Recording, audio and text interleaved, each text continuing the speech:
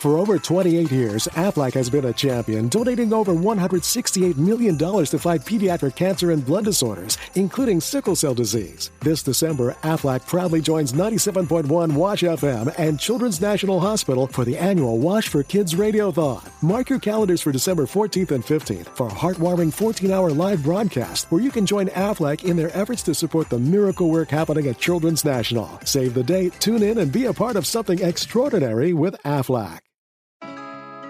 We started our company, Girls Who Do Interiors, before we even graduated design school. And we turned to Chase for Business to build along with us. They had everything from banking to payment acceptance to credit cards all in one place. And with the Chase mobile app, our business is wherever we are. It's made for business owners who build to inspire. Learn more at chaseforbusiness.com. Make more of what's yours. Real customers compensated. Chase mobile app is available for select mobile devices. Message and data rates may apply. JP Morgan Chase Bank, and a member FDIC. Colgate Palmolive Pete, makers of Colgate Dental Cream, Luster Cream Shampoo, and Palmolive Shaving Creams, bring you Our Miss Brooks, starring Eve Arden. And we take this joyous opportunity to wish you, on behalf of Colgate Palmolive Pete, a glorious Merry Christmas. And now, Our Miss Brooks.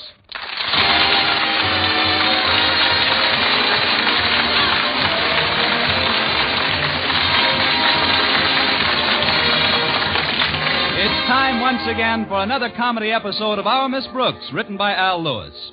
Well, most of us spent Christmas Eve with our families and friends. But our Miss Brooks, who teaches English at Madison High School, wasn't quite so fortunate. No, my family was too far away to visit, and it seems my friends had other plans. But I made up my mind not to brood about it, and was trimming a rather tiny tree in our living room when my landlady, Mrs. Davis, joined me. What a nice tree, Connie. It isn't really, Mrs. Davis, but it's the only one I could afford. Oh, what did you pay for it? I found it in a vacant lot. What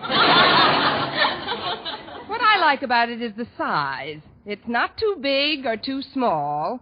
It's just too small. I'd like to stay here and celebrate Christmas Eve with you, Connie, but I promised my sister Angela I'd come over to her place.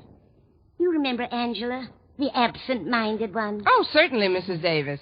She always got a big thrill out of the holidays, even when we were girls. Of course, the poor dear could never remember when it was actually Christmas. And one Christmas morning, she did the funniest thing. What's that, Mrs. Davis? What's what, dear? What did Angela do? Angela? Your sister. My sister? The absent-minded one. What did she do? I haven't spoken to Angela in some time. What has she been up to? That's what I'd like to know. Maybe I can refresh your memory. Christmas morning, Angela did the funniest thing. Christmas morning isn't until tomorrow, Connie. You must be confused. Well, don't worry about it. I only get these spells once in a while. Well, you shouldn't let it go, Connie. If you don't mind my offering a little advice, I'd like to suggest that you train your mind to concentrate more. I'll do it, Mrs. Davis. Now, I've developed a little scheme which works wonders for me. Supposing you have trouble remembering where you put things around the house. Well, you just keep repeating the location to yourself with a sort of rhythm. For example, I just chant to myself, the mustard's in the closet, the bread is in the box. The mustard's in the closet, the bread is in the box. The mustard's in the closet, the bread is in the box. Now, isn't that simple? Oh. Mustard's in the closet, bread is in the box. That's wonderful, Mrs. Davis. If anybody wants a mustard sandwich, you're really ready. Yes. Now, before I do anything else, I want to invite you to join me tonight. Join you? Yes, dear. I'm going over to Angela's house? That's right. She's so cute with that little absent mind of hers. Why, sometimes she forgets what she's talking about right in the middle of a sentence, and oh, dear me, I hope that cat's got enough milk. Well, I'm sure if we, but then, maybe someday, or if it doesn't seem too... And that's why I can't join you tonight. Thanks anyway, Mrs. Davis. I'll just spend a quiet evening at home here. But how about Mr. Boynton? Don't tell me he was too shy to ask you for a date on Christmas Eve. Why do you think there's mistletoe on all four walls? No, Mr. Boynton asked me all right, but then he canceled yesterday. Said he's going upstate to visit his folks for a couple of days. But don't worry about me, Mrs. Davis. I'll have a gay time. I'll listen to the radio, read, and from this window I can see our neighbor's television antenna. But what about the little gifts you've got for Walter Denton and Mr. and Mrs. Conklin and Harriet? When are you going to deliver them? Oh, they told me not to bother. They said we'd exchange on the 26th. The 26th? But I don't think the day after Christmas is the time to exchange gifts. You don't? You should see the department stores. What's that, Mrs. Davis? It's Minerva. Where are you, dear? Oh, she's over by the tree. Here, Rover. Minerva. Isn't it the strangest thing how she bites at the pine needles? I guess the rosin in them appeals to her. I'd swear she likes the taste of it. I guess to her it's like a Tom and Jerry, or rather a Minnie and Mickey. Come on, Minerva, come on over here. We might as well get friendly. We're going to spend the evening together. Well, I'll be running along now, dear. I hope you won't feel too lonely. Oh, I'll be fine, Mrs. Davis. After all, I do have an imagination. I'll hang my stocking up in a little while, and then when I'm pretending that I'm asleep, I'll sneak in and fill it. Oh, before you know it, it'll be midnight. Midnight of Christmas Eve. I can just picture it. A short, thin man in a black suit comes sliding down the chimney with an empty bag. St. Penniless, the schoolteacher's Santa Claus. Well, at least you're not bitter. Now, Connie, about my sister, Angela? Oh, thank you, dear. About my sister Angela. Yes? Good night, Dorothy. Good night, Bernice. Oh, stop drinking those pine needles, Minerva. Come on over here. There's a good kitty. Now I'll just settle down in Mrs. Davis's rocker, and we'll have ourselves a nice, quiet rock.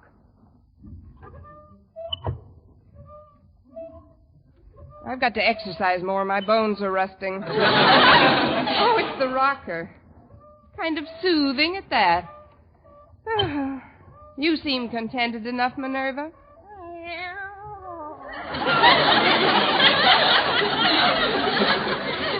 'Twas the night before Christmas, and all through the house not a creature was stirring, not even a mouse. Oops, sorry, Minerva. I didn't mean to upset you, Minerva. Oh, gosh, I'm sleepy. Now, who can that be? Expecting anyone, Minerva?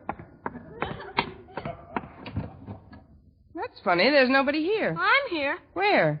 Oh, leaning on my knee.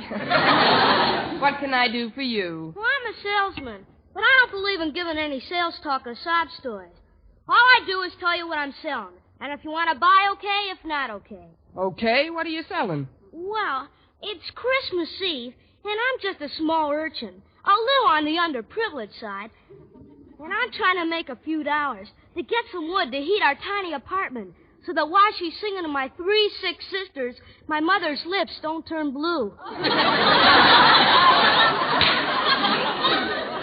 That's what I like, no sob stories.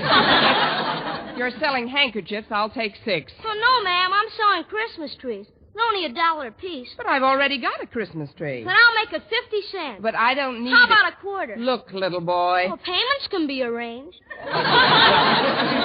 Oh, please take one, ma'am. These aren't ordinary trees, you know. They're magic. Magic? Yes, ma'am. You'd be surprised what miracles will happen to you if you buy one. Well, a quarter isn't too much to pay for a miracle. It's 50 cents. I thought you said 25. That's when you sounded tougher to sell. Oh. Well, before I melt down to my coal buttons and the stovepipe hat, here's 50 cents. Well, you won't be sorry, ma'am. Here's the little tree. Hey, it is kind of cute at that. Would you like to come in and help me set it up? I can't. I've got to get right home. My sitter's been alone long enough. Sitter? Well, what about your mother and the firewood? Well, that's just a routine. My folks are attending a dinner the other bank presidents are giving for Father. With the pitch you've got, you'll have your own bank by the time you're 12. Oh, thanks a lot. lot. Good night, lady, and Merry Christmas. Same to you, you little underprivileged millionaire. I'll put this tree over here. Maybe we can find some extra trimmings for it in the morning. Minerva, will you stop gnawing on those pine needles? I wish I knew what made them so appetizing to her.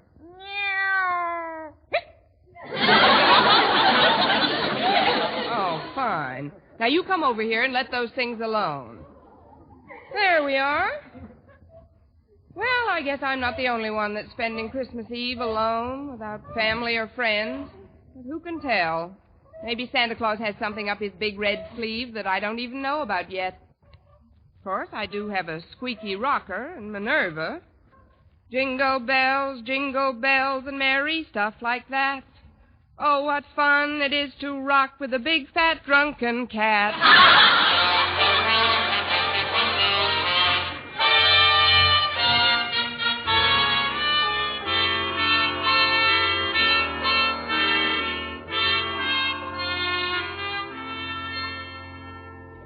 As I sat in the living room Christmas Eve with Minerva the cat on my lap, I couldn't help noticing that the tree which I'd bought from that wealthy urchin had a rather peculiar luminosity.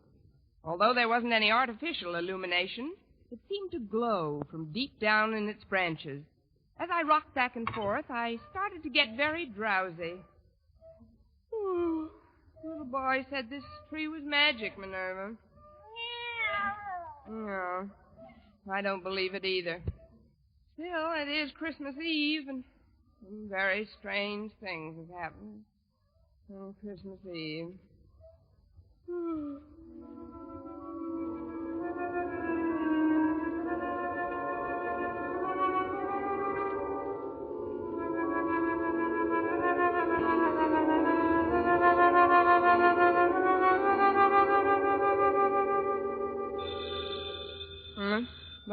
What's that? Oh, I must have been dozing. Coming! Well, it's Walter Denton. Come in, Walter. Noel, joyeux Noel. Gracias. Come on into the living room, Walter. Oh, thanks, Miss Brooks.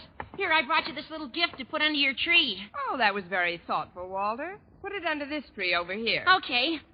Say, you've got two trees, haven't you? Yes, one for Minerva and one for me. What? Don't pay any attention to her. She's pine needle happy. Well, Miss Brooks, as you know, I was supposed to spend the evening nestled snugly in the tight little confines of my own small immediate family circle. Oh, for heaven's sakes, come out of there. You're giving me claustrophobia. But I went to my father and mother and crowed their permission to come over. Wait a minute, Walter. You crove their permission to? Yeah. Crave, craven, crove, isn't it? Oh, Walter, of course not. Crave, craved. Let's see. Crave, craven. After you crove their permission, what happened? Well, they waved my presents for a long enough while for me to deliver to you, Miss Brooks, the little token of my esteem and affection, which is now ensconcing under the tree. Walter, are you still in my English class? Well, sure, Miss Brooks. Well, I'd better bone up a little. One of us is going to flunk this term. Well, it isn't just the gift, Miss Brooks. That's not the only thing that brought me wayfaring from the warmth and conviviality of my own heart. Oh, please don't start that again. I'm glad you dropped over, Walter. And if you want to spend the rest of the evening with your folks, there's no rush with them. They've got my present under our tree already. Now, what I'd like to say, Miss Brooks, though, is something I've wanted to say for a long while. Yes, Walter? Now, it's a little on the sentimental side, perhaps, for a so-called hep high school boy to be telling a teacher, but it's sincere, Miss Brooks. I'm sure it is. It's something I feel deep down inside of me, Miss Brooks, from whence so many of one's warmer emotions stem. That's whence they stem from, all right. Of course, even if it does seem over-sentimental or even downright sticky, Christmas Eve seems to be the time that you can say things like this and not sound over-sentimental or sticky. Christmas Eve is the time to say them. I just hope I hear them by New Year's Eve. What I want you to know, Miss Brooks, is that I'm grateful For what, Walter? for my association with you during the past semester at Madison High School. Well, thank you, Walter. I've tried to be a capable teacher. Oh, your teaching was nothing. Oh, I don't mean scholastically. No, as a teacher, you were very adequate. I mean personally. The interest you took in me and my problems. For that, I could never thank you if I lived to be 100. Of course, you'd be gone a long time by then. Merry Christmas to you, too. You don't know what it's meant to me to have your ear whenever I needed it.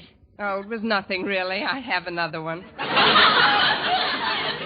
Especially about girls. Gosh, you remember how silly I used to act about girls? Every time one of them looked at me, I giggled like a kid. And then, overnight, I matured. I met the one woman who really mattered. Harriet Conklin.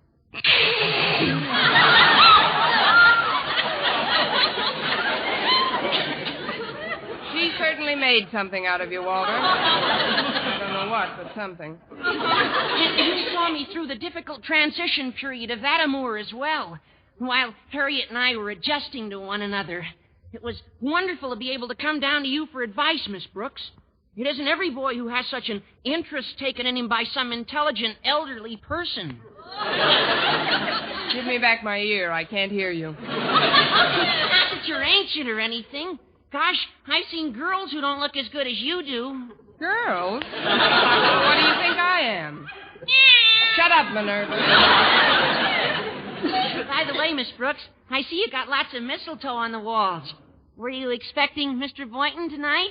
Yes, Walter, I was. We were going for a wheelchair ride together. But he had to visit his folks upstate. His folks? Gosh, they must be well along in years. His father's over 50. They may shoot him next spring. Look, Walter, while you're here, you might as well pick up the little gift I got for you. Oh, but Miss Brooks, you shouldn't have. Where is it? Under the tree on your right. It isn't much, just a remembrance. Oh, gee, I almost forgot. I can't open it yet. Why not? Oh, you mean you want to put it under your tree at home and open it with your family? Oh, not exactly, but... Well, I'll get it later, Miss Brooks. Oh, there they are now. I'll answer it. There who are now? Come on in, folks. She was all alone when I got here. But it's really a surprise, isn't it? We should have stayed home Christmas Eve. Besides, it's freezing out. Now, Osgood, don't be so grouchy. Hello, Miss Brooks. Merry Christmas. Why, it's Mr. and Mrs. Conklin. And Harriet, how are you all? I'm cold. Oh, that's too bad. Come here, Minerva. Rub up against Mr. Conklin. What's that? What? Go away, cat. Why, she seems to like you, Osgood. Or is she hungry, Miss Brooks? She's not that hungry. I don't like cats. Why doesn't she go chase a mouse or something? You forget, Mr. Conklin, this is Christmas Eve. There isn't one stirring. Say, Harriet. Yes, Walter? There's a lot of mistletoe around this room. I know. It's real pretty. Osgood, notice all the mistletoe in this room? What? Oh, that green stuff. More often than not, it makes me sneeze. Oh, come on, Osgood. Let's see if it does. Oh, now, Martha, don't embarrass me so. It doesn't make you sneeze, does it, Harriet? I'm willing to find out. Here's a nice wreath of it on this wall. Yeah. Well, here we are. Yeah. Here we are.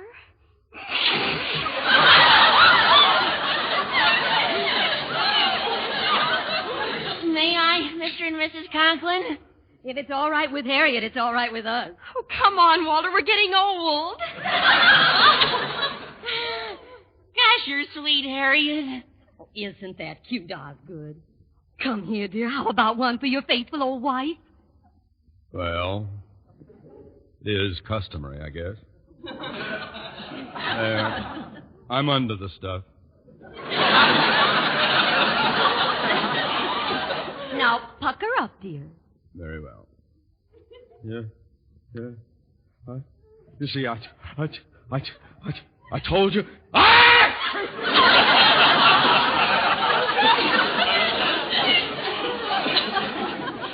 Now, let's stop this romantic drivel and act like adult human beings. Miss Brooks, I'd like to take advantage of this visit to inquire as to your plans for the coming year's classwork. Do you have your schedule all laid out? Well, frankly, Mr. Conklin, I haven't had much chance to work on anything. Haven't had much of a chance, but you've been away from school all week. Your vacation started last Monday. I know, Mr. Conklin, and that's what I took the week as. I mean, a vacation is something you go on when you get the opportunity to.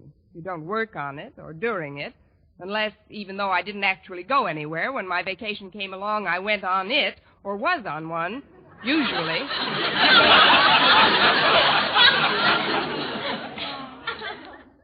And you wanted to be the head of the English department. Please, Osgood, this is no time to talk of school affairs. We're here to spend part of our holiday with Miss Brooks. It was very nice of you to think about me, Mrs. Conklin. It was nice of all of you.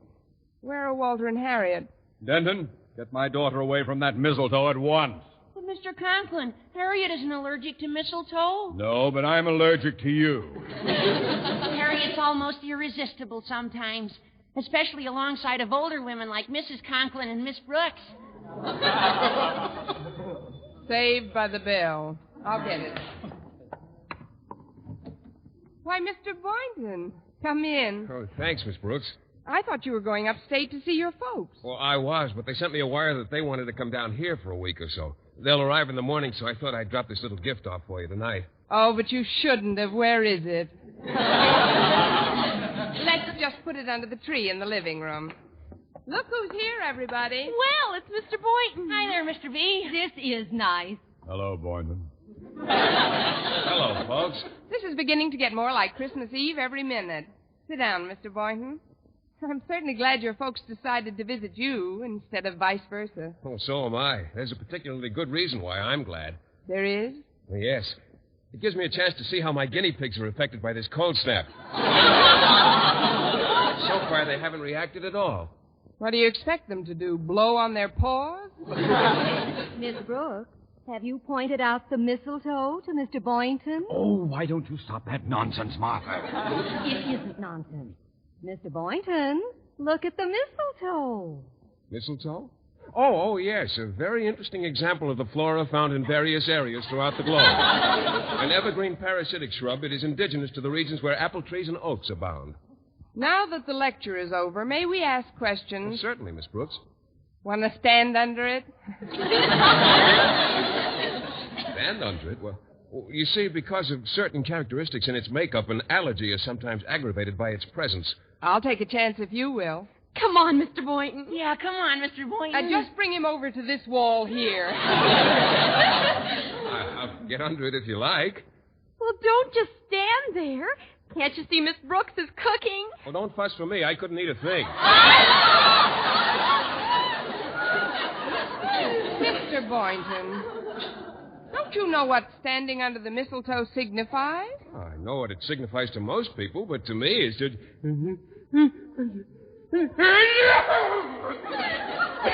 Well, there goes 85 cents worth of mistletoe. Hey, I know what let's do. Let's open up the presents right now. Swell. A splendid suggestion, Walter. Shouldn't we wait until just before we leave? Might be less embarrassing that way.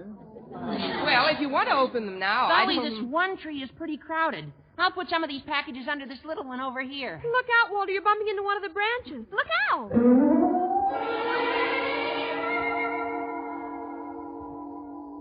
Gosh, I got the funniest feeling when I touched that branch. What kind of a feeling, Walter? Well, you're Harriet Conklin, aren't you? Well, sure, I'm Harriet Conklin. Walter, what's the matter with you? Nothing. Nothing's the matter with me. It's just that I want to tell you something. Harriet, you've got to change. You ought to try to be more like Miss Brooks. What do you mean, Walter? If you want me to stay interested in you, you've got to be more alluring, youthful, glamorous, feminine in that real feline Brooks way. Walter, have you been drinking pine needles, too? Look at that tree. It seems to be glowing. What do you mean, glowing? Just a reflection from the streetlights. This party is giving me the memes. Holidays, indeed. Here, I'll just move the tree where it won't glisten in our eyes. There we go.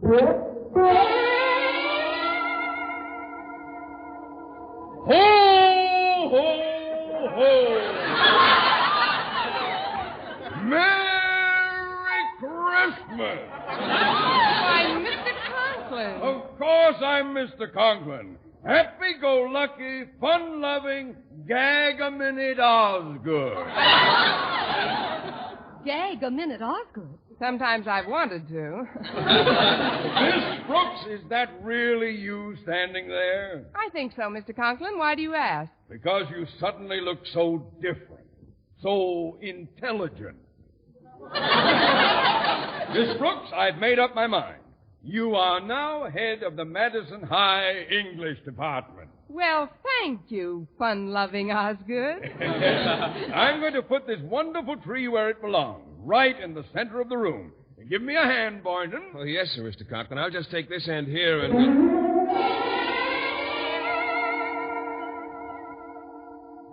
Miss Brooks, Yes, Mr. Boynton? come here, baby.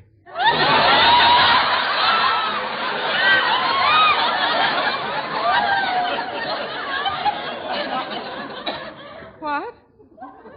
I said, come here, Connie. You did not. You said, come here, baby, and I'm here.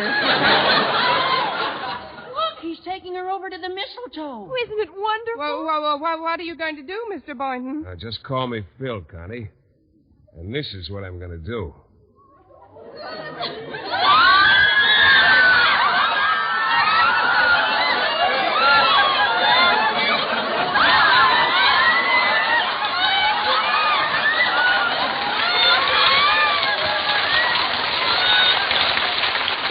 Well, Connie, how does that make you feel? Oh, I feel like I'm in a dream, Philip. A wonderful, beautiful dream.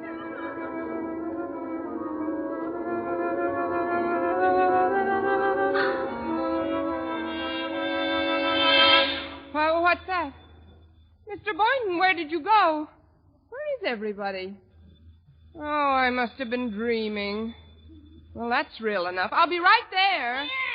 Oh, sorry, Minerva. I didn't mean to drop you.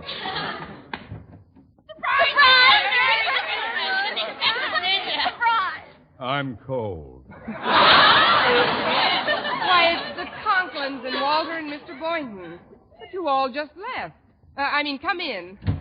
We thought it would be nice if we spent our Christmas Eve together, Miss Brooks. Yes, and we brought a few little gifts over for you. I'll just put them under this tree here. Yes, do that, Walter. Aren't you going to ask me why I didn't go upstate, Miss Brooks? I know why, Mr. Boynton. Your folks are coming down to see you. Well, how did you know about that? I just got the telegram. Don't let's get too carried away with the holidays to prepare for the hard school season ahead, Miss Brooks. Oh, let's not talk about school affairs now, Osgood. Walter, look at the mistletoe. Yeah, look at it. Now, just a minute, before we go through all that again. Would you please touch that tree, Mr. Boynton? The one on the left with the... Why, it's gone. There's only one tree. Miss Brooks, are you all right? Of course I'm all right. Could I have dreamt that part, too?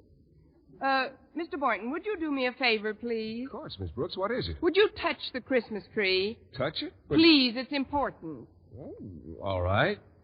There. Nothing happened. What did you expect would happen? A miracle. Oh, excuse me, I'll be right back. Well, I'm a little urchin, and I'm selling magic Christmas trees. But you just... Please buy one, lady. They only cost 50 cents apiece. 50 cents? That's right. Here's $2. Give me 4 of them.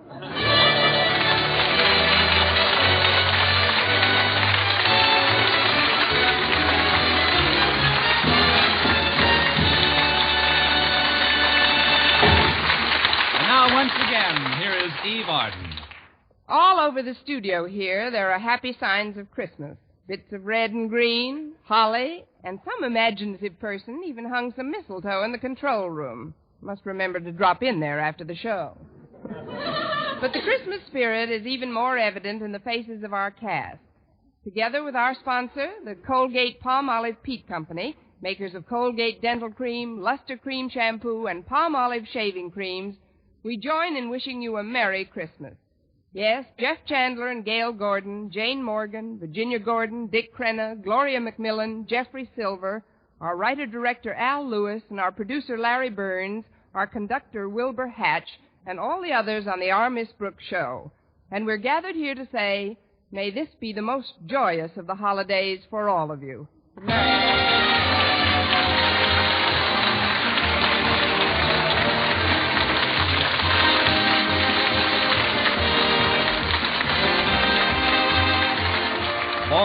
very liberally sprinkled with laughs, listen to Mr. and Mrs. North, the exciting, fun-packed adventures of an amateur detective and his beautiful wife.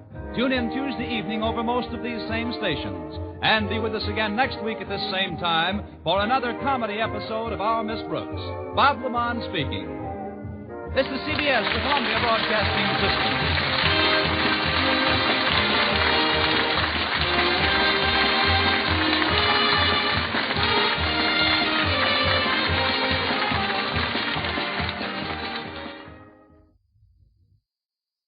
For over 28 years, Aflac has been a champion, donating over $168 million to fight pediatric cancer and blood disorders, including sickle cell disease. This December, Aflac proudly joins 97.1 Wash FM and Children's National Hospital for the annual Wash for Kids Radiothon. Mark your calendars for December 14th and 15th for a heartwarming 14-hour live broadcast where you can join Aflac in their efforts to support the miracle work happening at Children's National. Save the date, tune in, and be a part of something extraordinary with Aflac. For Mervis Diamond Importers, I'm Ronnie Mervis. Once again, Mervis sets the standard for jewelry. You've got to see our new collection. Straight row diamond tennis bracelets remain a favorite. They're simple and elegant. Our neck pieces are so sexy, they're almost illegal. Imagine a perfect diamond, suspended from a delicate gold chain, resting securely in the small of her throat. What a beautiful, sensuous gift. Our magnificent diamond bands will melt her heart. The Mervis diamonds are ferociously brilliant. They seem to leap out at you. The designs are daring and rare. You'll find them at one place only, Mervis. And as for earrings, Mervis proudly shows the newest diamond ear studs, dangles, hoops, and anything else you can imagine. When you really love her, show it with Mervis Diamond Jewelry, the best there is. Two philosophies unite everything at Mervis. The finest quality and legendary Mervis value. The prices are almost too good to be true. Come see for yourself. She'll thank you forever. Mervis Diamond Importers. Financing is available. Go to mervisdiamond.com. Again, that's mervisdiamond.com or call 1-800-PER-LOVE.